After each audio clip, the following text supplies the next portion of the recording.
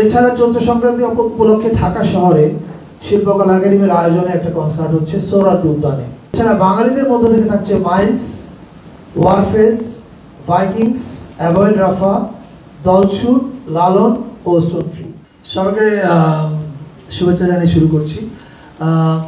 প্রথমে আমি সুপ্রদীপ দাকে ধন্যবাদ জানাতে চাই।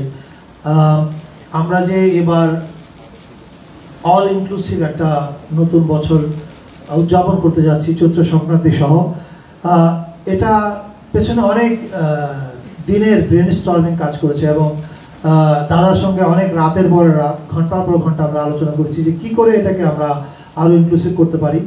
এবং আমরা খুব আনন্দিত যে সকল জাতিগোষ্ঠী এটাকে সাদরে গ্রহণ করেছে। আমি আমাদের সংস্কৃতি মন্ত্রণালয়ের সহযোগিতায়, পরোক্ষ বা কিছুটা প্রত্যক্ষ সহযোগিতায় যে অনুষ্ঠানগুলো হচ্ছে, অথবা কিছু সরাসরি বেসরকারি উদ্যোগ হচ্ছে কিন্তু ফ্ল্যাগশিপ প্রোগ্রাম আমাদের নতুন বছরে, সেগুলো বলার আগে আমি একটু জাস্ট অল্প কিছুক্ষণের জন্য অল্প কথায় আমাদের কালচারাল পলিসির ফিলসফিটা বলতে চাই যে কোন জায়গা থেকে কেন আমরা এই কাজগুলো করছি।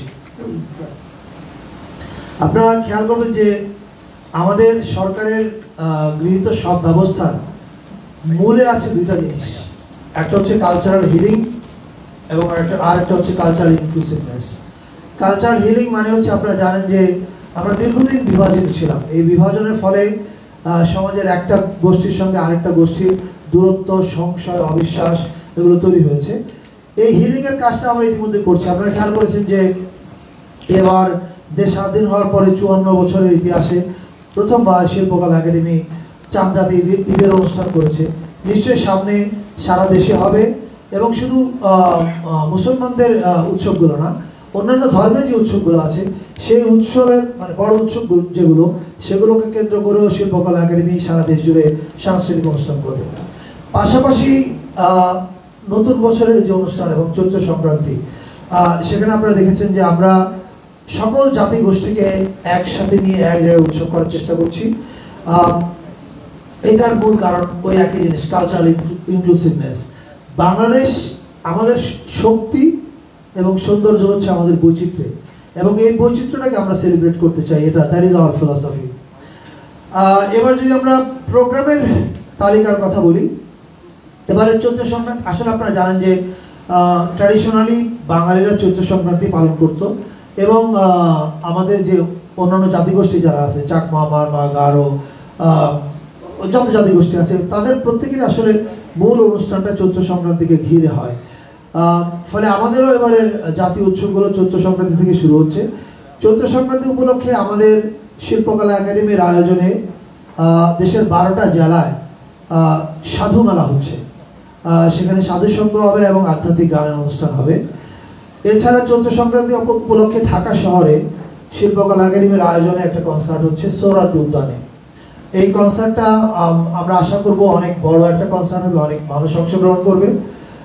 সেখানে গান গাবে হচ্ছে, এখানে ইনক্লুসিভিটির ব্যাপার থাকবে। গান গাবে F minor Garo band, Larong Marma band, Imam Tripura band, unity Khasia band, invocation Chakma band. এছাড়া বাঙালিদের মধ্য থেকে থাকছে Miles, Warfaze, Vikings, Avoid Rafa, Dolchhut, Lalon ও সোনফ্রি। এটা হচ্ছে চৈত্র সংক্রান্তির বড় অনুষ্ঠান ঢাকায়। চৈত্র সংক্রান্তিতে ঢাকায় আরেকটা বড় অনুষ্ঠান হবে, সেটা হচ্ছে নবপ্রাণ আন্দোলনের উদ্যোগে শিল্পকলা একাডেমিতে দিনব্যাপী ধামাল নৃত্য, গান, ভিডিও প্রদর্শনী এবং সন্ধ্যায় বাউল ও ফকির গান। এছাড়া আরেকটা উৎসবের কথা আমি বলতে চাই।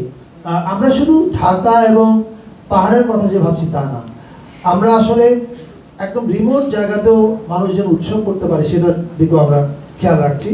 আপনারা জানেন যে শ্রীমঙ্গল বা মৌলভীবাজার ওই এলাকায় আমাদের অনেক চা শ্রমিক কাজ করেন। তাদের অন্যতম উৎসবটা হচ্ছে ফাগুয়া উৎসব।